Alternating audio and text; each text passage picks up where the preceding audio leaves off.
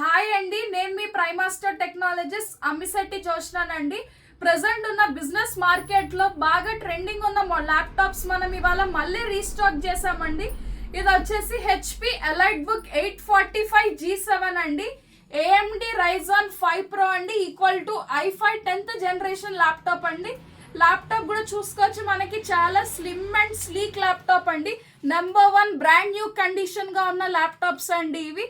And చూసుకోవచ్చు, మనకి దీంతో పాటు ఇన్బిల్ట్ ఫింగర్ ప్రింట్ ఆప్షన్ ఉందండి. అండ్ సౌండ్ సిస్టమ్ కూడా మనం చెక్ చేయండి మీరు.